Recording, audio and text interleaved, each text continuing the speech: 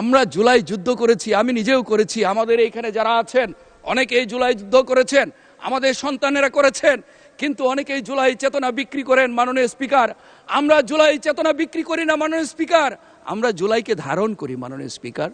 জুলাই তো বিক্রি করার বিষয় না।